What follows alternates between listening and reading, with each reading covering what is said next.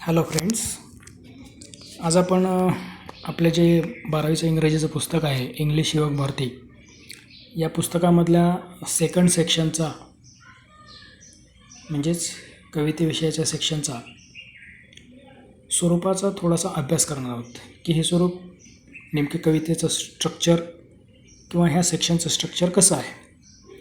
जसं की प्रत्येक सेक्शनच्या सुरुवातीला एक टेबल दिलेला असतो, त्याप्रमाणे या ठिकाणी पण दिलेला आहे, ज्यामध्ये आपण पाहतो आहेत की कवितेचं नाव, लँग्वेज स्टडी, पोएटिक डिव्हाइसेस कुठले अभ्यास करणार आहात, रायटिंग स्किल काय येणार आहे, एक्सटेन्शन ॲक्टिव्हिटीज काय काय होणार आहेत आणि तुम्ही व्हॅल्यू काय काय यातनं आत्मसात करणार आहात. अशा प्रकारचं याचं स्ट्रक्चर आहे. पहिली कविता 2.1ची song of the open road.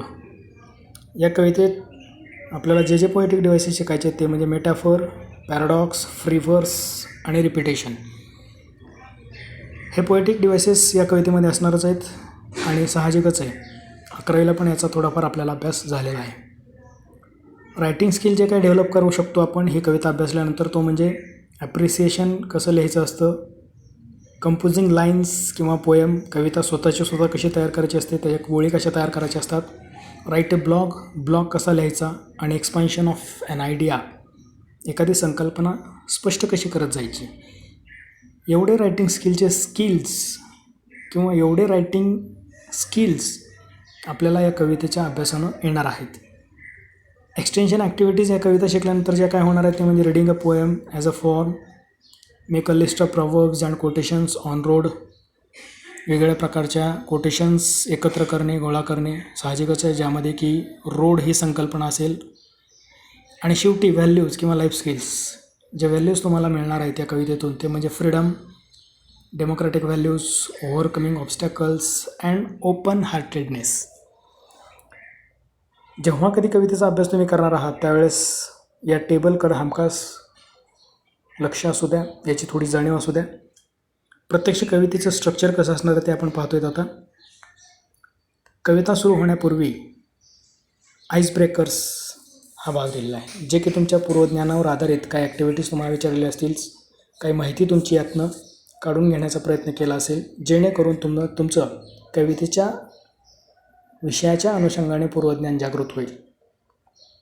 प्रत्यक्ष कविता सुरू करण्यापूर्वी आणखीन एक घटक, कवीची पार्श्वभूमी, त्याचा जीवनकाल, त्याच्या महत्त्वाचे जे काही रचना असतील त्याच्याबद्दलची माहिती आणि त्यानंतर प्रत्यक्ष कविता. त्यातही परत 2 कॉलम आपल्याला पाहायला मिळतील. एका कॉलममध्ये कविता तर दुसऱ्या कॉलममध्ये कवितेच्या अनुषंगाने जे अवघड शब्द, पोएटिक डिव्हाइसेस यासारख्या गोष्टींचा या ठिकाणी समावेश केलेला आहे. पूर्ण कविता संपल्यानंतर ब्रेन स्टॉर्मिंग म्हणजेच कवितेवर आधारित प्रश्नोत्तरं ॲक्टिव्हिटीच्या स्वरूपामध्ये, अशा स्वरूपामध्ये तुम्हाला अभ्यासाला मिळतील. या ॲक्टिव्हिटीजमध्ये जवळपास सगळ्याच प्रकारच्या गोष्टींना प्राधान्य दिलेलं आहे. इन्फरन्स आहे, इंटरप्रिटेशन आहे, थोडंसं पर्सनल रिस्पॉन्स पण आहे, पोएटिक डिव्हाइसशी निगडीत आहे.